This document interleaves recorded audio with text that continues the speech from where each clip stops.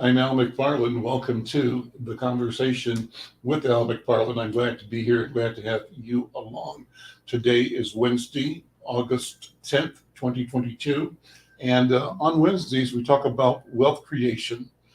We talk about generational wealth, home ownership, savings, all things having to do with having successful financial, economic lives in the building of family and community. Today, we do the same. We talk about that with a couple of guests. The first is Brother Henry Rucker. He's the principal owner of Banneker Realty, and he's also a principal or manager at a legacy institution called Project for Pride in Living. And we really have come to him for this conversation through his association with another institution that we've been supportive of, that supports us, as a matter of fact, and that is Build Wealth Minnesota. So, what I'm envisioning in this conversation with Brother Rucker is a survey of the question of equity, the question of ownership, the question of home ownership and wealth building, and the strategies, tools, and resources in the community that move us in that direction. Well, then momentarily we'll be joined by the other guests on the program, and these include leaders from an exciting project. That project is called the Coven, and it's one that's supported by Hennepin County. We've got one of the principals who's involved in that project, along with County Commissioner, coming on to talk about their work. I think altogether we will sort of examine what tools, what resources, what strategies we each bring to the table in creating opportunity for people in this community, but people everywhere as well. Alex West Steinman is one of the principals at the Coven. I'm glad that she's on board, and we'll have a great conversation when we bring her in a few minutes. Let me say hello first to my colleague and co-host, Brenda Lyle Gray. Brenda Lyle Gray joins us every day from New Mexico. Brenda, how you doing? I'm fine. Storming here. Is it? Okay. Monsoon. Well, you probably need the rain. So that's, Yep. the fires are gone, right? Yeah, they are. Yeah, that's For good. now. It's good for now. Well, listen, Alex and Henry, I tell people, I have fun telling them this, that Brenda and I were in kindergarten together in Kansas City. So we got a long ways back. It's a long perspective on the world. And neither of us is afraid to look at it, talk about it, and call it what it is. So we have fun as writers, communicators. Brenda is a columnist for the newspaper. She writes a story out of these interviews, but she's also an author, a book author. She is also a retired teacher. She's an educator. And beyond all that, she's just a great and wonderful human being. And you'll enjoy her the way that we enjoy her in this project every day. So let me bring Henry Rucker in first. Henry, how you doing, man? Good afternoon. Thank you for having me. I'm doing great. Thank you for being here. So here's how this works. Our interest is in examining this notion of wealth building and home ownership. And I invite all of my guests to take the conversation where it makes sense to you, to them, right? So my role here is to support the sharing of your vision, of your story, and ways that give people tools, access, knowledge to improve their lives. So I'm going to turn it over to you. Talk about Henry Rucker and the proposition of wealth creation. Well, I'll say this. I want people to understand that the number one way to pass on wealth in America is through real estate. The second way typically is going to be through life insurance. And I take this call today from a house that I've lived in for 20 plus years. It was interesting to hear that my other co-host today is a teacher, retired teacher. I come from a household of educators. My father was an educator. My mother was an educator. And I feel like it was ingrained in me from the beginning, from going to high school to college, finishing college, that you buy a house. And I want to encourage more African-Americans, Black families to understand that home ownership is a key to long-term financial wealth for generations to come. And I say that because if you're not paying your own mortgage, you're paying somebody else's mortgage. So we want to get people at the early ages of 20s, early 30s to understand why it's important to be homeowners. Again, equity can do a lot for you. You know, I was blessed to, right behind me is my college degree from Clark Atlanta University. My parents were able to put me through college through the equity in their house. So when I graduated from college, I had no student loans. That is a milestone for a lot of young people. If we can get more Americans, especially African Americans, to understand that college is great, but it's also expensive, right? And if we can use equity in our houses, we can use homeownership to guide the next generation to wealth creation. I also ask people to understand what the rule of 72 means, right? The money you do not have to put into renting, that you can put into homeownership and then start to save and invest that money in the market. Eventually it's gonna grow for you. The compound interest, the things that we take for granted, I believe, when it comes to just savings, and we think everybody understands savings or how to buy a house, we have to get rid of that myth. That's a myth, right? If you grew up in a rental situation, the first thing you're going to think about when you leave home is I'm going to rent. And I don't think people understand how fast a year goes by, how fast 365 days goes by. Nobody thought in March of 2020 that they would still be at home in August of 2022 working. Right. That's how fast this COVID has hit us and also kept us at home. And a lot of people have to understand that there's no perfect time to buy. Right. We also have this slogan with the Homeownership Opportunity Alliance called Get Ready, Be Ready. We always want you to be in a position financially to be able to buy a house. So if your lease is up in June of 2023, we want you financially ready today, because just like we see, the market shifted. Rates were around 3% just in April of this year. Now they're close to 6%. That's a big difference in a payment. So we want you to be ready that the next time the market drops or prices start to drop or interest rates go down, we want you to be in a position to buy that house. Because again, I tell people, if you're not paying your own mortgage, you're paying somebody else's mortgage. And what we're trying to do at Project for Pride of Living, PPL, is get the African-American community involved in nonprofits such as PPL, Build Wealth Minnesota, 9,000 Equities, is a huge challenge that we're all going to face together as African Americans. Because again, I think people say, oh, 9,000, that's not a big number. That's a big number just to bring the disparity gap up in Minnesota that we have. Minnesota ranks last in the country pretty much between white households and black households when it comes to home ownership. But we have a lot of Fortune 500 companies here in Minnesota. We have a pretty good living style here, I would say, in Minnesota. But for some odd reason, African-American families are lagging behind in home ownership. And I think it starts at the grade school, the middle school, the high school, and college level of educating people and talking to people why home ownership is important. Because again, under COVID, I could go outside. I could be in my backyard if I wanted to get away from my family. I could hang out there for an hour or two. In an apartment situation, you have limited space, but you also are not building any equity. You're not building any long-term wealth. I want people to understand that we're always going to have a roof over our head. And I would prefer that the roof over your head is something that you actually own and you can pass on to your kids, your grandkids, or your great-grandkids, because I think, why not? Right? Why can't we get a part of that wealth creation? Why can we not own not just real estate when it comes to residential, but commercial as well? I think that's something we have to start to understand, that it's our God-given right to own real estate in all forms and shapes and sizes, and that we also want to be a part of the wealth creation going forward, especially around home ownership, life insurance, investing.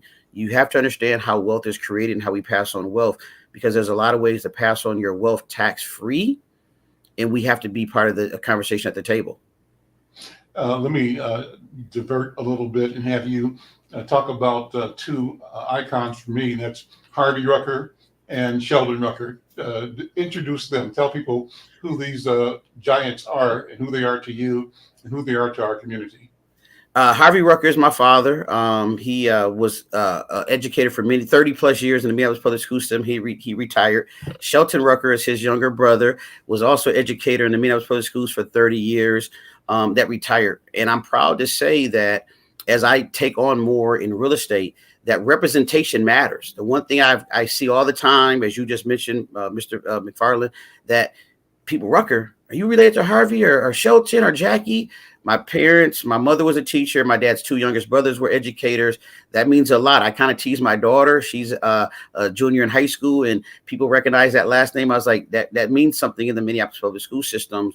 And I do believe my father and my uncles always try to get more people of color, with the emphasis of African Americans, into education, because again, representation matters. I believe there's a different connection when you have a Black male teacher or Black female teacher that's teaching you life lessons, because that resonates. You may see that in your auntie, you may see that in your uncle and your grandparents or your parents. So I think representation matters when it comes to teaching and being leaders. As I tell people all the time, I don't know anything but teaching. It's in my blood. I ignored it for many, many years, but it's my calling. And sometimes you just have to go off the calling that has been blessed with you. This is wonderful. Let me bring in Alex West Steinman to begin with, and Marion Green, if she's available. I think there's a challenge with the video for Commissioner Marion Green. Commissioner Green is elected to serve, I think, the 3rd district in Hennepin County. And even if we don't get the video, Commissioner, we can probably hear your voice. But Alex West Steinman, good afternoon and welcome.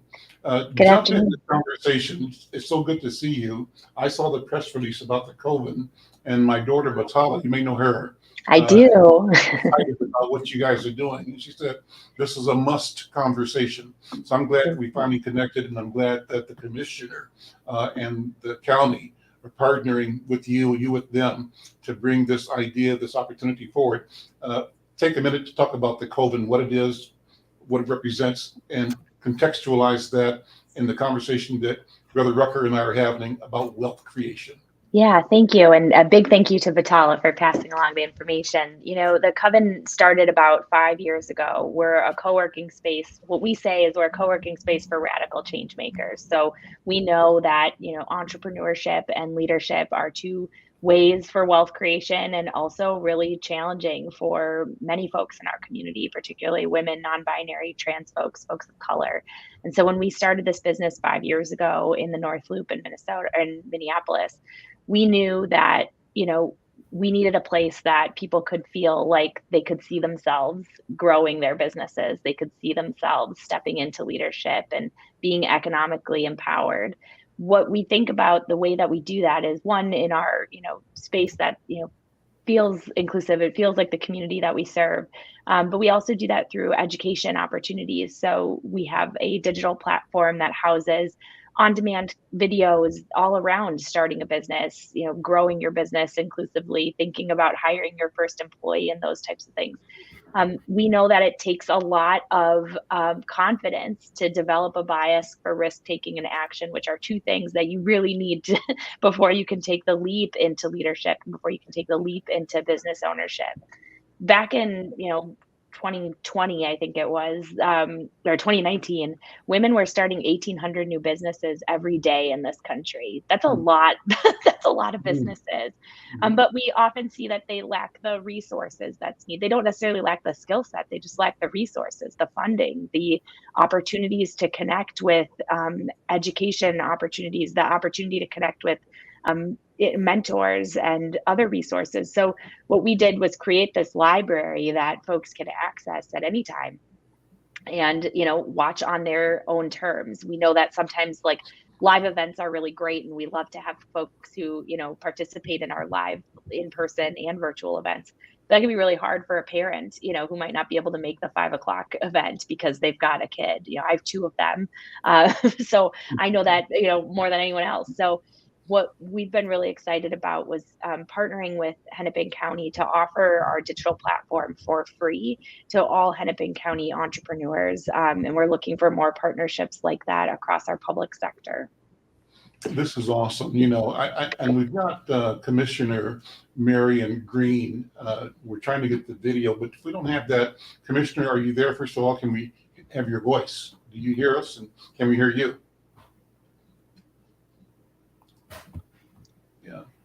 And it says she's not getting sound either. So we'll keep working on that. And Commissioner, just to let you want you to know that we thank you so much for the effort and for trying to connect with us. And we thank you too for the relationship, the leadership that you're providing to create the proper role for the county in supporting business creation, particularly in our communities. And let me ask Harvey, this thing is, like I said, open architecture.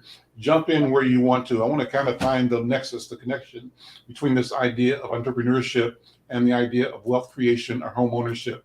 And you kind of addressed that in the beginning by describing yourself in your entrepreneurial role and gave the basis and the background for that. So as we talk, feel free to jump in. This is an open kind of discussion. So back to you, Alex.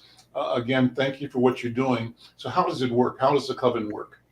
Yeah, so our physical community, anyone can join as a member. You know, we have different membership options for folks. We also have a community funded membership. So from the very beginning, you know, we've really made sure that our space could be accessible to as many people as possible. So we offer this community funded membership. So for every 5 paid members, we gift one to someone in our community, and we really prioritize folks from BIPOC, LGBTQ plus communities, our immigrant communities, single parents, and veterans. And you know, to date, we've been able to give away over 300 community funded memberships, meaning that folks don't have to pay $1 to get access to our physical community.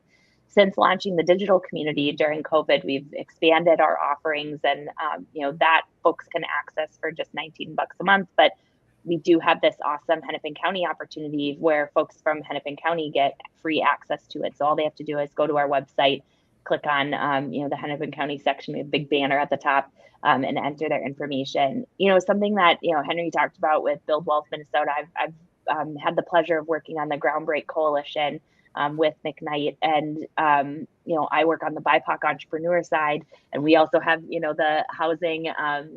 We have housing, we have rental housing, and we have you know, development, real estate development, and there are so many opportunities for wealth creation in our community. And these 4 work groups that we have, and in fact, there's a work group meeting happening right now. I told them I'm coming here instead. But one of the things I've been really excited about was, you know, the opportunity to talk to folks who are leading kind of the housing space while, you know, we're leading the entrepreneur side, because there are a lot of, you know, Al mentioned this, there's a lot of overlap and connectivity. As an entrepreneur who owns her house, I found it really challenging to get our house loan, you know, when we first were trying to buy this home. And part of that was because, you know, we didn't have, you know, 8 years of business experience. I didn't have, you know, $1 million in my bank account, all of these things that banks are looking for, you know, especially when you don't have like a classic job, you know, where you don't work in corporate, you don't have an employer. I'm the employer. And so, you know, I kept going to the bank and saying, you know, well, I believe in myself. I know I can pay this loan back, but that's not always good enough for the loan officers and underwriting. But it took a lot of, you know, storytelling and getting creative with our finances in order to buy our home. I think that's really interesting, Henry, that we're on this call together and can talk about, you know, the wealth creation building blocks. Well, it's funny you say that, because I do think that's one of the great things about the Groundbreak Coalition, about the nonprofits such as David McGee being a CDFI and Build Wealth, is I think a lot of people just need to hold it. So don't throw terms around like CDFI. Take the time to explain every acronym. So go ahead. Okay, so basically he's a financial institution, right? So he's not a bank. He's a community development financial institution. And thank you for that. As you get used in the banking world, you get used to acronyms. Right. But I'll say this, I do think that what you said, Alex, is key. A lot of people don't know the rules of the game of what the bank is looking for when it comes to being self-employed and getting approved for a mortgage.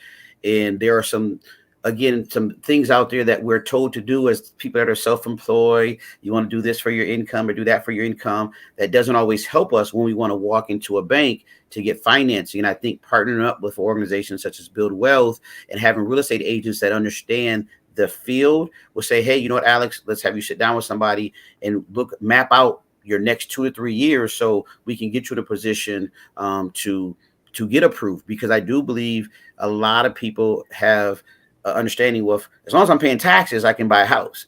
Well, that is somewhat true if you're W-2, but when you're self-employed, they look at your net income, and when you're W-2, they look at your gross income. So I'm glad you mentioned that. And even what you said about the Groundbreak Coalition, we have to give major kudos to McKnight Foundation for the work that they were doing to bring us all together, because I do believe there's a lot of things that cross over when it comes to self-employment. It comes to the small business owners, African-American business owners. I think it gives us the chance to also highlight where we live and make sure we're supporting the businesses that are in our community, because I do think that sometimes we don't always see that. We don't know where the small business owner is, and we don't understand that we might actually be living next door across the street from somebody that's a small business owner. So having things like the Groundbreak Coalition and just having Al have us as guests gives us the opportunity to highlight what's going on in the community. Yeah, I agree, Henry. I think there is a disconnect, I think, to, the encouragement for homeownership and the encouragement for entrepreneurship, and how those two things are often at odds. And so, I'm grateful for this, opportunity to highlight that, because, as someone who, bought their first house as an entrepreneur, but I guess I bought my first house as not an entrepreneur, and that was like a very different, very different journey. My second house that we purchased was, an awful experience. Not being able to use most of the income that I, work really hard for and have, saved for over the years, and, do a lot of work in the community to make sure that, I educate folks on ways to build wealth in their own way. And so, I think it's a fascinating way to connect these two things. And I'm really hopeful that the work of Groundbreak, work like this conversation, can help highlight some of those disconnects and find ways for there to be like a more a path to wealth building through entrepreneurship and homeownership. You guys have both mentioned, is it breakthrough? So take a minute to describe what that is, so people who aren't familiar with it know that. And then, Alex, I'd love for you to take a second to talk about Alex. What's your personal story? Where are you from? Were you born here in Minnesota? Who's your mom? Who's your dad? What's the lineage that brings you to this moment and this work? What guides you? What brings the passion that you're investing in the vision that you're pursuing? So, Thanks, Al. first of all, the Groundbreak, what is that? And then talk about Alex, if you would. Yeah, well, the Groundbreak Coalition was brought together by McKnight Foundation, bringing together, I think, almost every philanthropic, private sector, public sector person you could possibly imagine. Everyone's at the table. And the way that makes, the idea is we're trying to eliminate the disparities or bring everyone up to parity between, BIPOC communities and white communities. And so, that in homeownership, right? That in entrepreneurship. So in my particular work group, I'm leading the BIPOC entrepreneurship group, and we're trying to, have as many new businesses from BIPOC communities as we do in white communities, have as many BIPOC businesses that can hire staff as we do in white businesses. And so those are the types of things that we're working on together. And then what makes this a little bit different than, the traditional roundtable where you bring everybody to the table is that the private sector is involved. So that means banks are there. We're not necessarily building a fund. There's not like there is like this $2 billion number that has been thrown out there, but really it's not about how much money, because $2 billion is not enough to solve the problems, right? So what we're trying to get to is what are the instruments that we can build, debt instruments, what are grant opportunities, what are equity investing opportunities that we haven't explored or that we haven't invested enough in, that we can scale in this community to make a huge difference. So like 9,000 Equities, for instance, is a really great example of this. How do we amplify that so that after we get those 9,000 homes, that we get 9,000 more, and that it becomes a part of our, a part of the products and things that we sell within banks that become available. And it really takes taking a really critical look at, racist systems and systemic racism within our banking community. I mean, asking them to do a lot of internal work within underwriting and beyond. So it's an exciting opportunity. It is a long project. So we have just kicked this off this summer. There's been a lot of questions of like, well, when does the fund come out? And I just want to say that, there's a lot of work to be done. We've got a lot of unlearning and untangling to do. So we've had it's been an amazing experience connecting with so many people across a number of different sectors. Henry, I'm so excited to be connected to you, and we'll have to do coffee soon. I just had coffee with David McGee a couple of weeks ago, and it was lovely. A virtual coffee. It was lovely. Sure. Looking forward to it. Looking forward to it. Alex, yeah. So tell me about you, Alex. What's your personal story? Sure. And the name Coven, what does that mean? Yeah, well, so I'll tell you a little bit about myself. I'm from the northwest suburbs. I grew up here in the Twin Cities. Was actually a military brat. My dad was in Germany when I was born, but we moved back when I was really young, so I don't remember a lot of it. I don't speak German, in case you're wondering. I grew up in the suburbs and went to the University of Minnesota to study communications, but have always been really tied to Minneapolis and St. Paul, where a lot of my family is from and still lives. My dad was an entrepreneur and still, continues to be. I think once you're an entrepreneur, you're always an entrepreneur. It's just What a brain. companies? What businesses? Well, he owned a few insurance companies growing up, but started as a car salesman, and I always thought that was such a cool job, slinging cars, and I was kind of like sidekick. I think I remember being 13, and that was my first job, was working at my dad's insurance company in the front office, taking phone calls and meeting new people, and that was really where I saw how hard he worked to make sure that I didn't have the experience that he did growing up in poverty. And I've always been really grateful for that experience of, getting to work alongside him. I don't think we could work together now as two very strong-headed people, but he's a mentor of mine. My mom has worked for government agencies for a long time, really working in the criminal justice system and trying her hardest to better people's lives and support others. And so I think I take a lot of those two pieces, kind of the empathy and the grit of those two humans, and that made me and the Coven. So like I said, Al, the word coven comes from the word to convene or to gather. A lot of people associate it with like Wiccan culture or witches, which we know that, and we like a little teeth to it. But where we think about it is, when women and non-binary and trans folks come together, they really make magic. And that's what we do in our spaces every single day, is connecting people and watching them grow their businesses. There's nothing more amazing than seeing somebody sit next to somebody, ask to borrow a charger, and the next thing you know, they're starting a business together. So it's pretty amazing, the serendipitous, magical moments that happen in our spaces and in our digital community. Genealogy. What do you know about the lines of that you come from? Wow. Well, I know I've done a lot. I've done a lot of Ancestry.com, but I know my dad is from Memphis. My grandmother was actually born just a county away from the slave house that her ancestors lived in.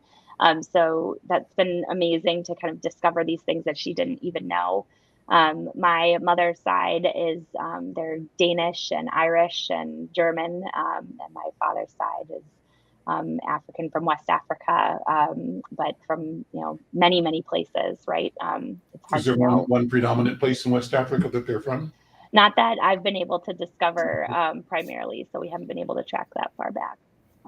What does it mean to have a sense of legacy for you? Oh, legacy was something my dad talked about a lot growing up, was wanting to leave a legacy for myself and his grandchildren. And now that he has grandchildren, you can see that coming to life in their lives. And, I'll always take a call from him when he calls me and is like, "Where are my babies?" And so I think, what's amazing is, I'll just tell this story. My dad is a member of the Coven because he so believes in what we're doing. And I've never seen him feel so connected to a space that, we truly built, the space is open to all genders, but we really focus our work around women. And watching him come into the space and feel welcome and a sense of belonging and a sense of, this space was built for us, for our community. He feels a sense of, pride for what, he built and was able to pass along to me. And so, we call him our number one, the Coven's number one member. That's cool. Where is he the gets a lot physical of it. building? Where are you located? Yeah, we have two locations, one in Minneapolis on East Street on 24th and Nicollet, and Mhm. one in St. Paul in the Blair Arcade on Selby and Western. So just east of,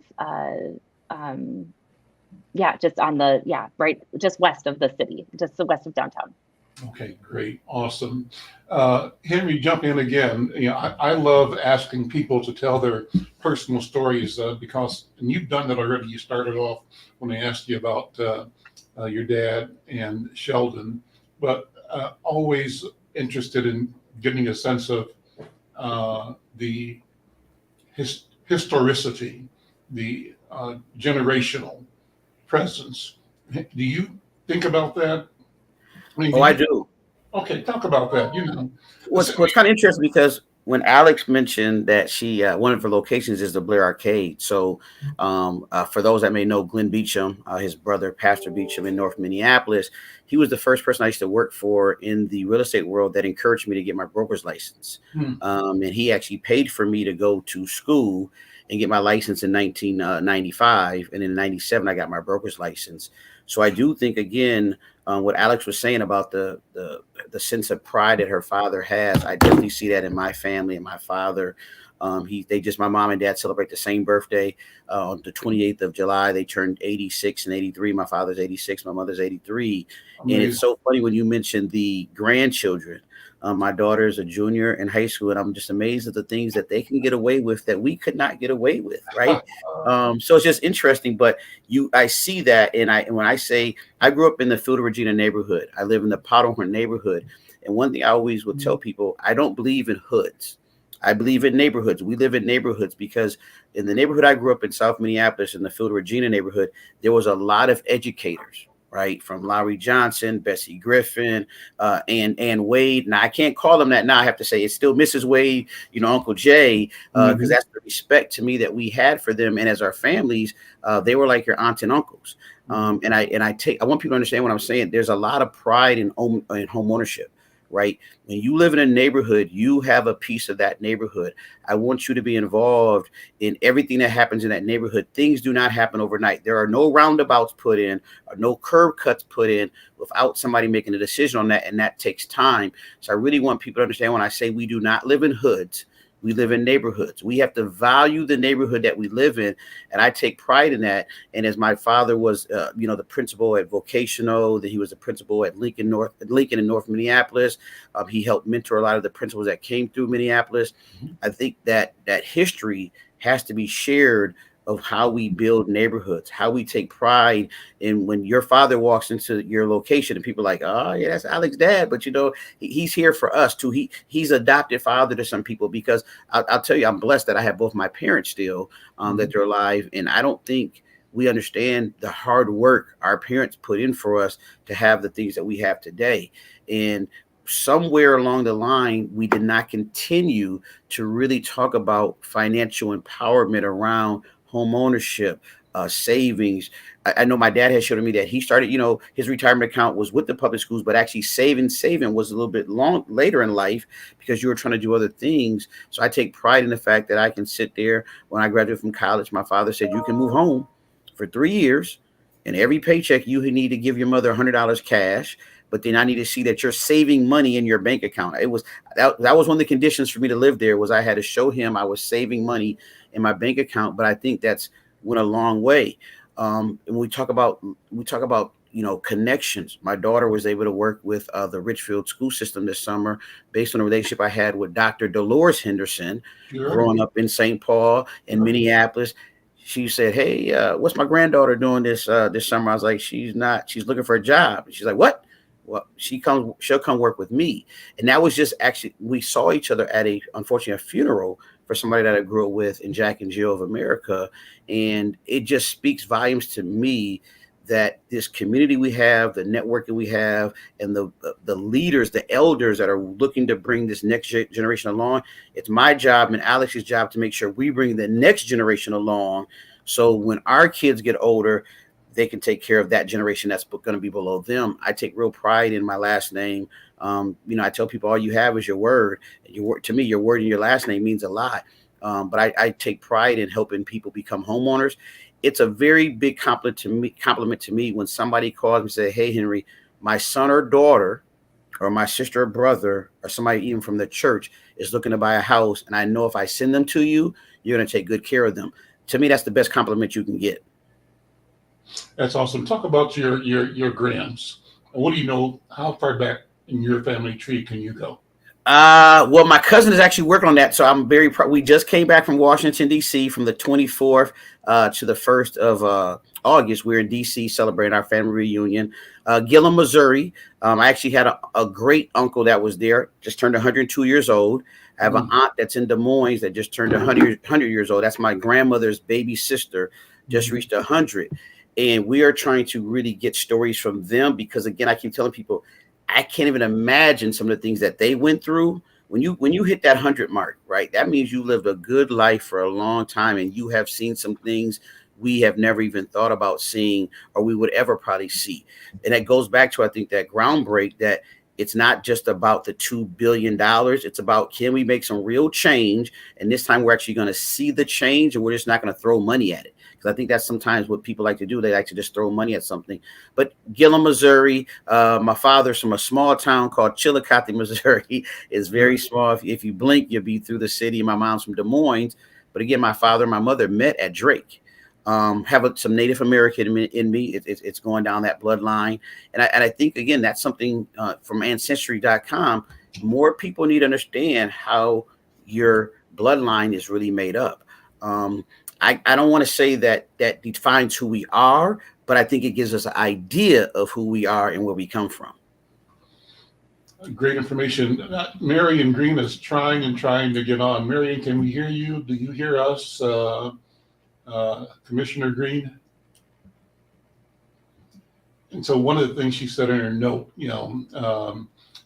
she said, "Thanks for highlighting the wonderful partnership between Hennepin County's Elevate Business platform and the Coven."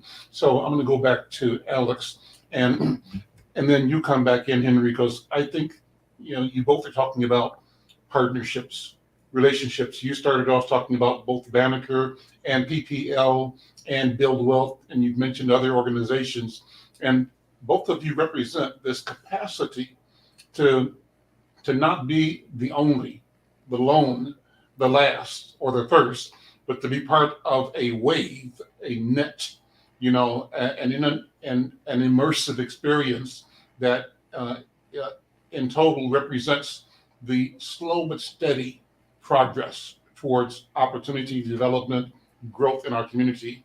You both are saying that nothing happens overnight. It's not a quick fix, and that you have to be prepared to take it slow and be committed to the work for a long time. And therein you find both joy and success. So Alex, talk about the county. I give them, I'm pleased that the county has stepped up, and let's talk about what that means to the work from your point of view. Yeah, I think, having worked in corporate America, I worked in advertising agencies for a decade before starting this business. And so you started when you were 12 years old? Right. Yeah, that's it. Okay. All right. That's it.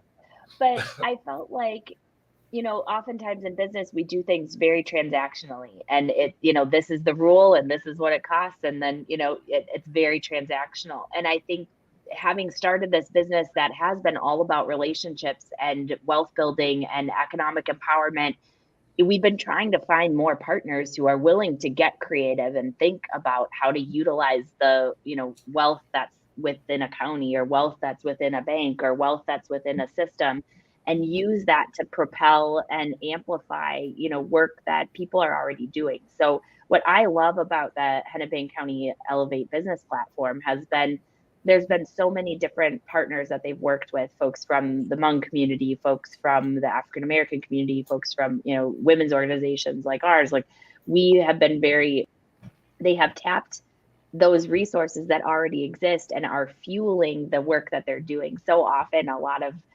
philanthropic giving and public sector work is about creating something new.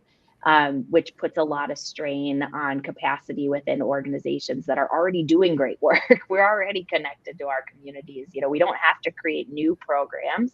What we need is capacity to elevate the ones that we already have. And I think that's what I want to give kudos to Hennepin County for, is getting creative in ways. How do we use this money that we've gotten from the federal government, whether that's ARPA dollars or other things that have come down from, COVID relief funding, and find ways to infuse, community organizations and businesses that are doing this work already. We don't have to do it ourselves as the county. We don't have capacity for it. Let's give it to the business owners who are already doing it, and find ways to support their businesses for sustainability long term, or we're going to see them all disappear. So I've been really excited about this opportunity with Hennepin County, and finding more ways than more organizations like Hennepin County, more public sector opportunities to partner. Let me ask you both to sort of work with me on my experience and my analysis, and how do you respond or push back or whatever. First of all, I'll start by saying I love the fact that you represent a capacity and a willingness and a vision of collaboration and of shared value and opportunity. But I want to also look back at where we've come from and look at how we fared in dealing with the overall society, with the government and with foundations, et cetera. Here's an Al McFarland-ism. We get the misery, they get the money.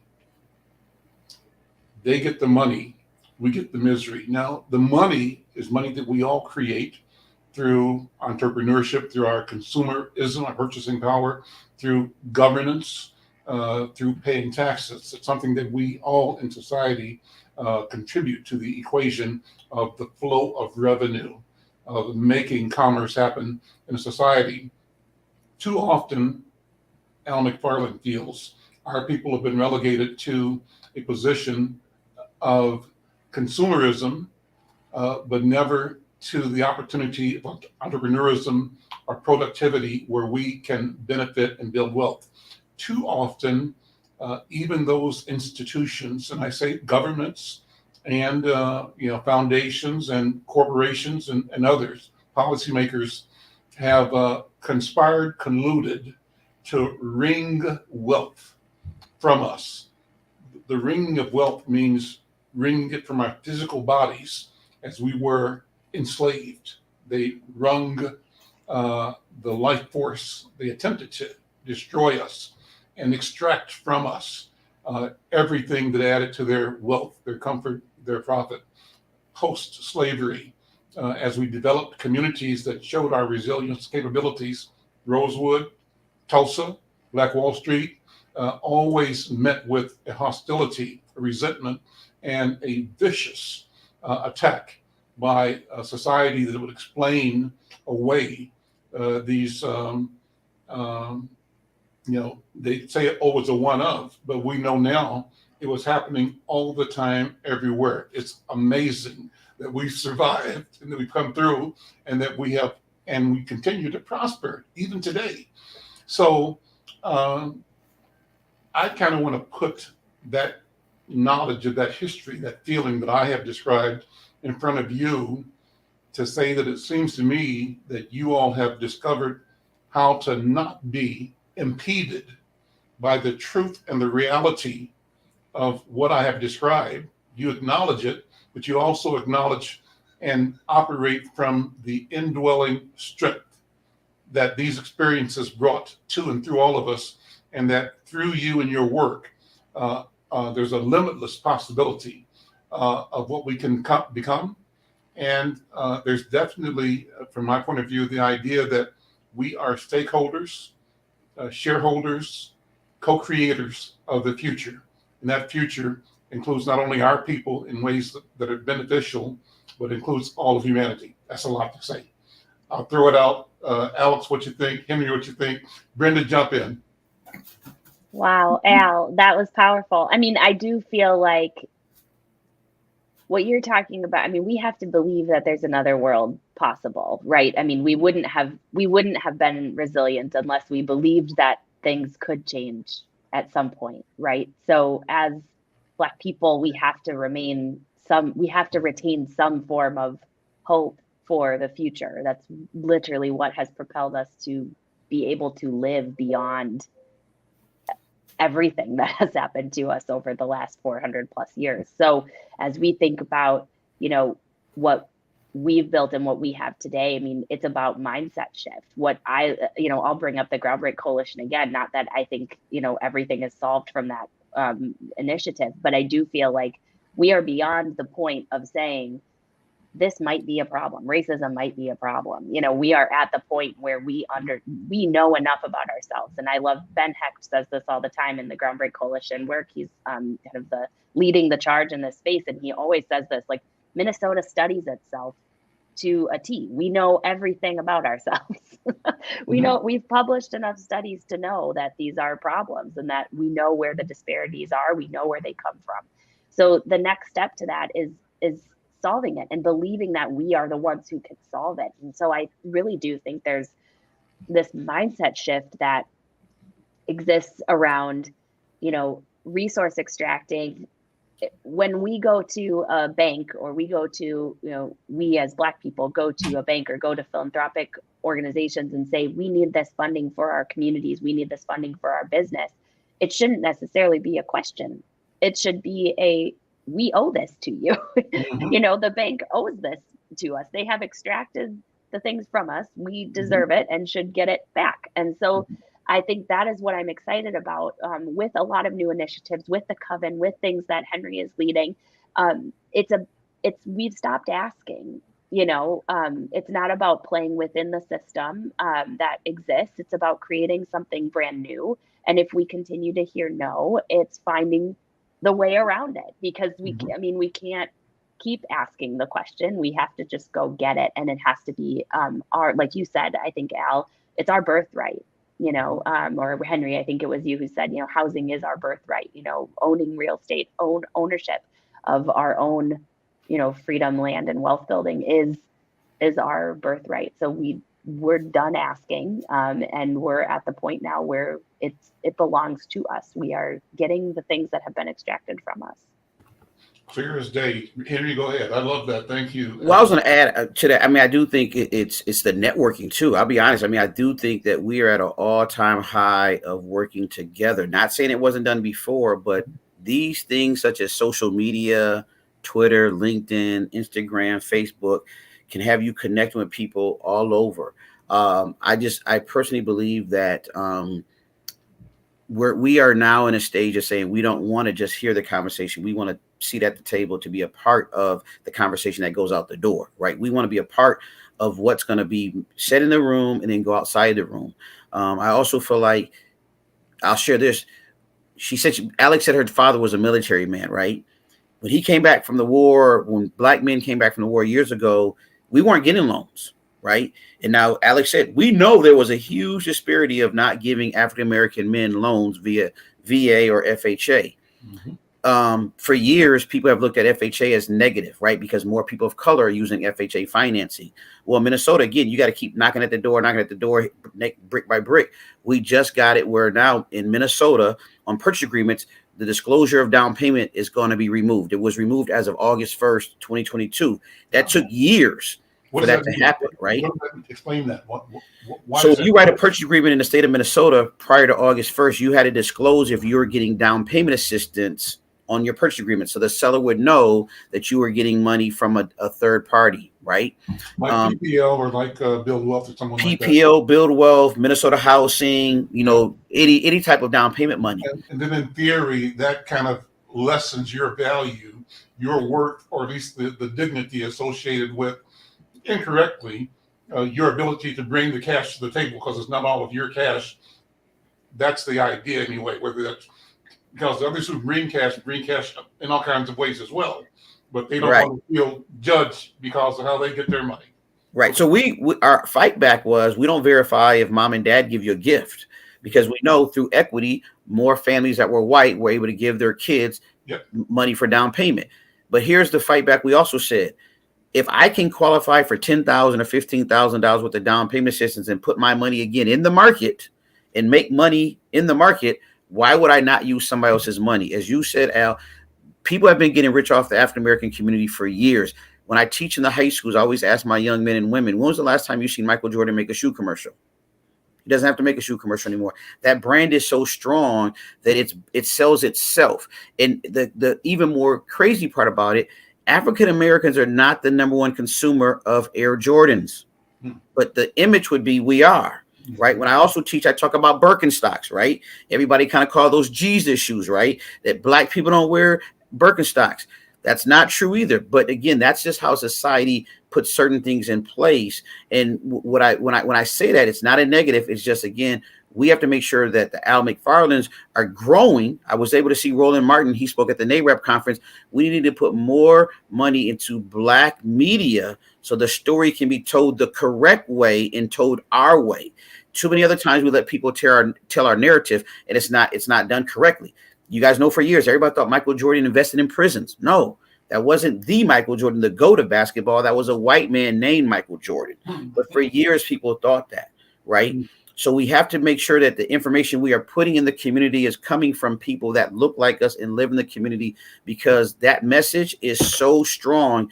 It can stop somebody from going to the COVID. It can stop somebody from coming to a Build Wealth. It can stop somebody coming from PPO because they're like, oh, that's not meant for me. Who is it meant for? It's meant for the people that want to come and learn, which is pretty much everybody. Working with a local nonprofit is not a negative. It's gaining the knowledge that you need to get the goal that you're trying to achieve. And once we can get that message out in the community even stronger, I think the sky is the limit.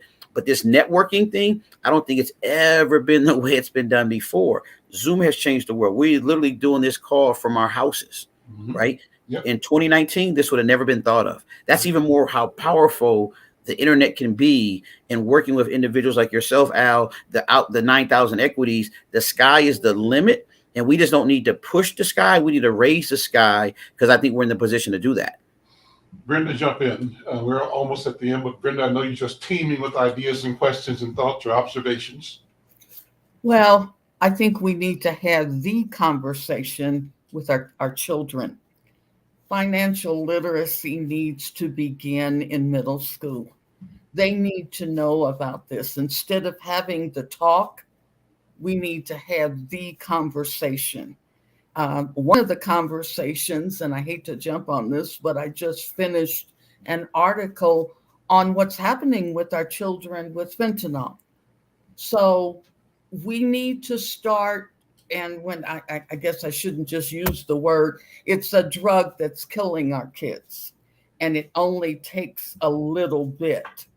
And last year there were 100,000 overdose deaths. So we need to start. And I think your point, Henry, on the fact of the media needs to be supported, not feared.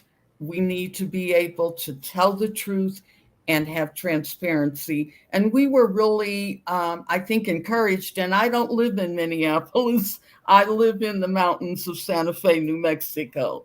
But yesterday, when we met the commissioner for community safety, I think I got that right. That's right.